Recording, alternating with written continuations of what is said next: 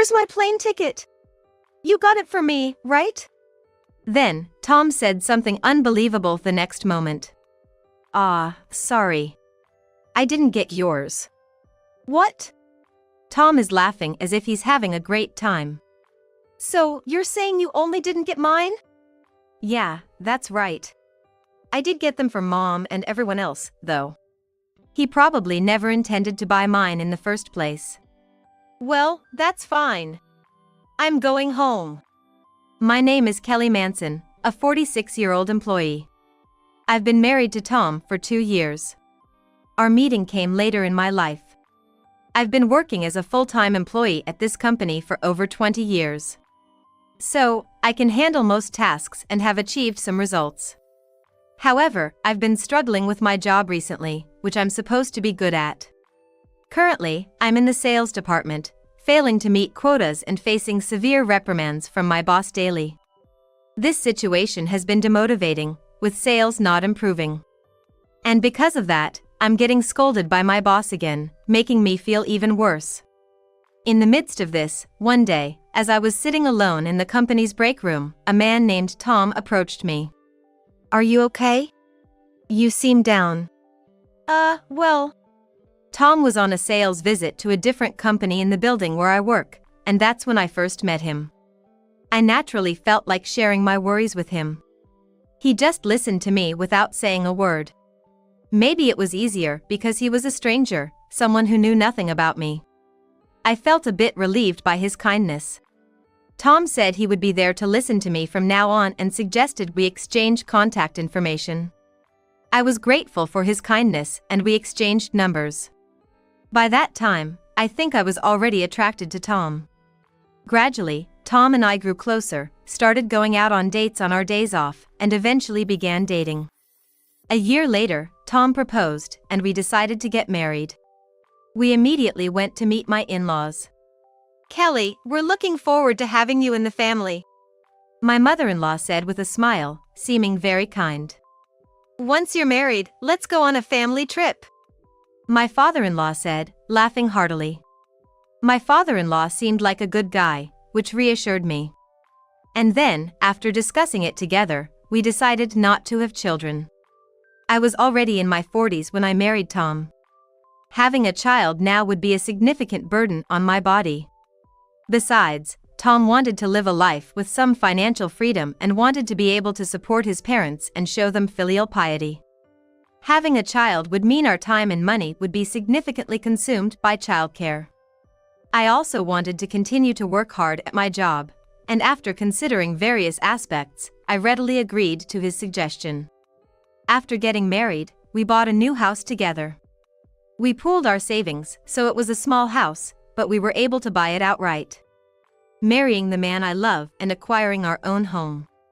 I believed we would become even happier from here on out. But soon, I realized that was all an illusion. The cause was my in-laws. Right after getting married, I often found myself troubled by them. For example, their unexpected visits. Since Tom and I started living in our new house, my in-laws always showed up without any notice. And they would point out in detail how I was lacking as a homemaker. One day, my mother-in-law screamed in surprise when she opened the fridge. What on earth is this in the fridge? What? Is this cheap beef all you've been feeding Tom? Our savings had significantly decreased because we bought the house outright. I'm trying to be frugal, but it's quite hard to manage, I explained desperately. But she wouldn't listen at all. Moreover, there was another reason I bought cheap groceries. Every time my in-laws visited, they would take home large amounts of groceries and household items. All of which came out of my wallet. Their inconsiderate behavior made me feel increasingly uncomfortable. So, I thought by stocking cheap items, they might take less home. But one day, my mother-in-law found expensive-looking clothes in my closet and berated me for wasting money. You don't need something as fancy as this. I'll take it. Wait, please. That dress was a birthday present from my mother. Please, give it back. I desperately tried to get the dress back from my mother-in-law. This dress was something my mother cherished deeply. For work, my mother would wear famous brands when visiting clients. This dress was handed down to me with the advice to always strive to be a sophisticated woman. So, this was one thing I couldn't give to my mother-in-law. However, upon seeing the dress, my mother-in-law grinned. You're too young for such a fine dress. But never mind, I'll wear it. You should be thankful, right? How can I? It's a birthday present from my mother. I felt like crying. Then, having watched the whole situation, Tom laughed and said, Come on. You should be grateful my mom's offering to wear it. As a wife, you gotta listen to what my mom says, right? I believe it's important to respect my husband's mother. However, I don't want to give up the dress. As I stayed silent in frustration, my father-in-law said harshly, Our son married an older bride. Since we can't even see a grandchild's face, the least you can do is show us some filial piety. Even though I'm called older, I'm the same age as my husband. I'm irritated by my father-in-law's mentality that men are fine but women are not. Exactly, Dad's right. Now hand over the dress to Mom. Tom said, nodding as if it were obvious. It seems I have no allies in this house. No matter what I say, I'm made out to be the villain. My mother-in-law happily put the dress in a shopping bag. Thus, I reluctantly gave in to my in-laws' demands. And the problem wasn't just with my in-laws. There was also a big issue with Tom. About a year after we got married, Tom started coming home late and skipping dinner with me. I'm home, he'd announce, drunk, at 1 a.m. today as well. Welcome back, I'd greet him, albeit with a faint look of displeasure. Tom, unfazed by my reaction, would start talking to me. I'm gonna take a bath, so could you put this away for me? Saying that, he took off his suit right there, handed me his bag and the suit, and then just went straight into the bathroom. He could at least put away his own suit and bag.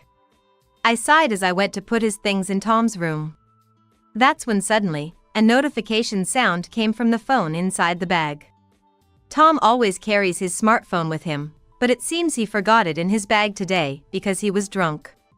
It could be serious if it's work-related or an emergency call from the in-laws. It was late at night, and any call at this hour must be important. I took the smartphone out of Tom's bag. But I froze when I saw the screen. Who? Displayed on the smartphone was a woman's name, Hannah. It seemed she had sent a message.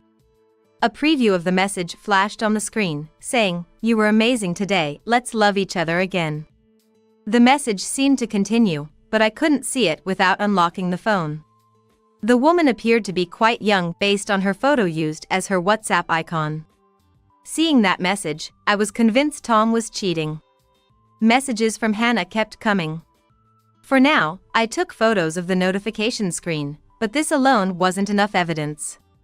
I sighed. Besides, I'm already in my late 40s, and divorce would likely mean I'd remain single. Without children, being alone now would be mentally tough. What am I gonna do now? I was pondering for a while. After finally getting married, is it okay to go back to being single? Then one day, Tom said something to me. My parents' wedding anniversary is coming up. Get the travel plans sorted out quickly. Tom looked at me as if it was obvious that I should be the one to take care of it. All right, don't rush me. I could only nod in response. We've been gifting a trip to my in-laws for their anniversary every year. Of course, Tom and I also go along to entertain them. We've been booking the same in every year and we're planning to do so this year too. But then, Tom suddenly said something unexpected. Yeah, this year is my parents' 50th anniversary, so book us something special, will you? What? I was perplexed. The usual inn we book is quite upscale already. Plus, the cost of the inn always comes out of my salary. When I ask Tom to chip in, he says, paying for trips is the wife's role, or as the son, showing my parents a good time is my way of honoring them, and that's enough. So, if we book a too expensive inn, it becomes a huge burden on me. When I remained silent, Tom started to get annoyed. Hey, it's their 50th anniversary, you know? Don't you have any respect for my parents? He continued to lecture me, going on about how I lack awareness as a wife. Exhausted by Tom's sermon, I just said okay, got it, to end the conversation. On the day of the trip, Tom went to pick up his parents first, so I was to meet them at the airport. Carrying both mine and Tom's luggage, I found them already at the meeting spot. And for some reason, Tom and his parents were grinning. I had a bad feeling. While thinking this, I noticed they each held a plane ticket in their hands. I approached Tom to ask, "Where's my plane ticket? You got it for me, right?" Then, Tom said something unbelievable the next moment. Sorry. I didn't get yours." "What?" Tom was smiling as if he was enjoying the moment. "So, you're saying you only didn't get mine?" Unable to believe it, I asked Tom. "Yeah, that's right. I did get them for my parents, though." Saying so, Tom just grinned. Seeing it, I realized what was happening. He probably never intended to buy my ticket on purpose. "Well, that's fine. I'm going home," I said with a sigh. "Oh, do that. A snobby wife like you doesn't fit in at a luxury in any way. We'll enjoy it without you, just family. Don't go eating out alone or anything lavish, okay? I'll be checking the receipts later," my mother-in-law said condescendingly. "Let's get going then," my father-in-law cheerfully said to Tom, and the three of them headed to the boarding gate. How much more could they look down on me? I took out my phone and called someone. Then, I immediately purchased a ticket for another flight. Around 5 p.m. that day, my phone rang. It was on silent, so it didn't make any sound, but the caller was Tom. Just as I expected. I smirked and ignored the call. Tom and his parents' flight was in the morning. Check-in wasn't until after 3 p.m., so they were probably enjoying some sightseeing. Meanwhile, I went ahead to the luxury inn where we were supposed to stay. There, I approached a certain person who was waiting. "Mom, sorry for the sudden visit." The person was my mother. I apologized as soon as I saw her. "I was surprised when you called out of the blue. And to ask to book this in. I'm really sorry." I told my mother about Tom's actions and also reported that my dress given by her was taken by my mother-in-law.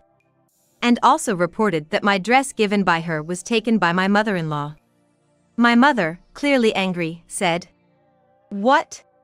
That's unforgivable. I'll make sure to get the dress back." Then, my mom and I began to devise a plan. We earnestly asked the landlady for her cooperation. Once we had a rough plan in place, Tom and his parents arrived at the inn. I spotted Tom and discreetly hid behind the front desk. Unaware of me, my husband approached the reception with a smile. Following him, his parents were in high spirits and carrying lots of shopping bags. "I have a reservation under Manson." I can see a lady over there, but the person who made the reservation hasn't arrived yet, have they?" The landlady replied with a puzzled look. Since the reservation was made under my full name, it was normal for the landlady to say this. Tom seemed to understand this and didn't show any sign of suspicion. Without any hesitation, Tom lied. "My wife suddenly became ill and couldn't make it. It shouldn't be a problem, right? Someone else will be joining later, so we won't be canceling any spots." The someone else he mentioned must surely be his affair partner. I just listened quietly. To this, the landlady smiled sweetly and announced, "If the wife is not present, it's not possible to use the reservation." "What?" Tom and his parents were stunned by the landlady's sudden declaration. And then, my husband kept calling me. He must be panicking. Angry, my mother-in-law confronted the landlady. "What do you mean it's not possible?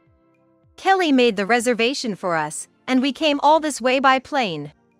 She raised her voice. "We're also here to celebrate my parents' anniversary. So, please make an exception." Tom tried to persuade her.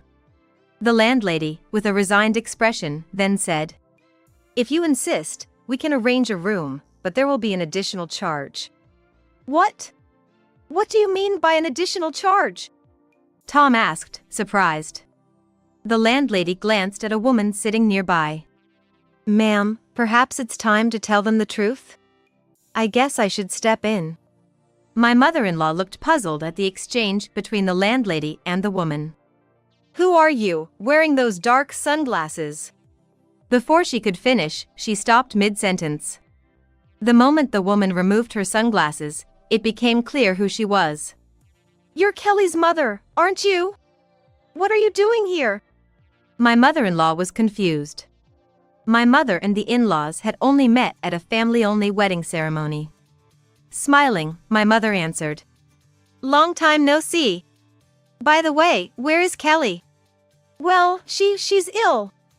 Tom continued to lie, even to my mother's inquiry. My mother sighed at him. Don't lie. When I called earlier, Kelly sounded just fine. Plus, this one was booked using the shareholder benefits from our company. So, if she's not here, you'll have to pay the standard rate. What? Shareholder benefits? Our company? What are you talking about? Tom spoke, seemingly overwhelmed by the information. Probably too much information for him to process at once. My mother-in-law also spoke to my mother. Shareholder benefits from the company you work at? Even for a regular employee? For such a small company, you have generous benefits. My mother showed a look of disbelief at my mother-in-law's provocative tone. I hadn't gone into detail about my mother with Tom or his parents. Since they never asked, I hadn't mentioned it. So, they were shocked by my mother's next words. Me? I'm the president of the Wilsons Group. Kelly is also set to work at our head office soon as the next president. My mother said with a smile. Wait, the Wilsons Group? That major company? My mother-in-law asked with wide eyes. Both my father-in-law and Tom looked incredibly surprised. The Wilsons Group is one of the leading travel companies in the country, managing inns and restaurants as well. Actually, this luxury inn is under our group's umbrella. That's why we could use it at a discounted rate. The Wilsons Group has been passed down through my mother's family for generations. And the current president of the Wilsons Group is my mother. Are you trying to deceive us by lying? Kelly wouldn't keep quiet about such a thing. Tom glared at my mother accusingly. Will you believe it if you see this? Saying that, my mother casually tossed her business card to Tom. Tom looked at the business card and his face went pale. So, you really are the president of the Wilsons Group? Tom's body was trembling slightly. Next to him, his parents also had their faces turn pale. My father-in-law, now living on his pension and unemployed, apparently worked as a company employee before retiring. It seems he worked for a mid-sized company, and I heard from Tom that he retired as a department head. There's a clear income gap between my father-in-law, who retired from a mid-sized company as a department head, and my mother, who is the president of a major company. Then, my mother, glaring at my mother-in-law, said, That dress, I gave it to Kelly. Why are you wearing it? It's a precious item I gave to Kelly, hoping she would come into her own. Saying that, my mother glared fiercely at her. I'm so sorry. I'll take it off right now.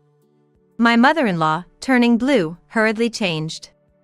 And she immediately returned the dress to my mother. If there's even a slight fray, I'll be charging you for the repair. Be prepared. Yes. I'm very sorry. My mother-in-law responded meekly to my mother's declaration. Then, Tom, as if remembering something, muttered under his breath. It would be bad if Hannah came here. My mother was talking to my mother-in-law and didn't seem to hear. However, I was right behind my husband, so I didn't miss his whisper. I shouted from behind him. Hannah won't be coming. Whoa! Kelly! Why are you here? Tom was clearly shaken. The in-laws were also shocked, mouths agape. I smiled sweetly. Hannah isn't coming because I arranged it. Right after you all boarded the plane this morning, I contacted her. After finding out about the affair from Tom's smartphone, I secretly went to a detective agency and asked them to investigate. I got the investigation results and Hannah's contact information. And on this occasion, I called her directly. After talking, Hannah made a decision. When I contacted her about alimony, she apologized. She said she was only after the money with you, Tom, and that she had no intention of marrying someone like you. Upon hearing it, Hannah was still 25 years old. The reason she was dating Tom, who was nearly half her age older, was for the money. She was attracted to the idea of being treated to meals and receiving brand name items from Tom. She firmly said, I was thinking it's about time to call it quits since he started asking for family gatherings. I never planned to marry him anyway. Tom was shocked to hear this. That's a lie, right? I was thinking of divorcing to be with Hannah. Tom was dumbfounded, and his mother came to comfort him. His father also sympathized with Tom. My mother and I watched the three of them with disdain. Then, I made my final decision to Tom. We are getting a divorce, so you're free to date whoever you want from now on. The moment I mentioned divorce, Tom resisted. I have no intention of divorcing. Without Hannah, it's meaningless, and I definitely won't sign the divorce papers. After all, you don't have definitive proof of the affair, do you? His mother agreed with him. That's right. We won't accept a divorce. After all, Kelly is the next president of a major company, right? How could we let go of such a catch? Her eyes were shining with greed, which was creepy. His father seemed pleased, too. They were probably planning to receive a large sum of money from me. But I wouldn't let things go their way. How about you look at this? I handed Tom and his parents the investigation results from the detective agency. Photos of numerous infidelities. Entering a hotel together, going into her apartment together, cuddling on the street. The results were a definitive black. The content was too undeniable, so my husband and his parents' faces turned even paler. I plan to have Hannah testify about the affair in exchange for reducing the alimony. It'll be interesting to see how Hannah testifies if it goes to court. When I chuckled, my husband's face turned deathly pale. His parents looked like they had been dropped into the abyss. I had no intention of forgiving Tom and his parents. After that, my divorce from Tom was finalized. Tom resisted until the end, but he eventually gave in. The divorce was completed through a lawyer, and I demanded alimony from my husband and his affair partner. Hannah seemed to have disappeared from Tom's life. Even after divorcing Tom, there were some troubles. Enraged, Tom and his parents started to lay ambushes in front of the building where I work. Apparently, Tom's misconduct was exposed at his company because of our divorce.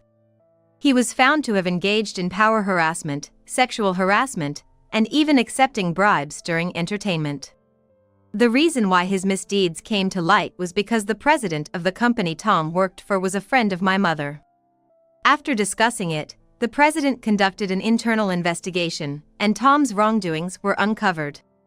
The president was furious, and it seems Tom was dismissed.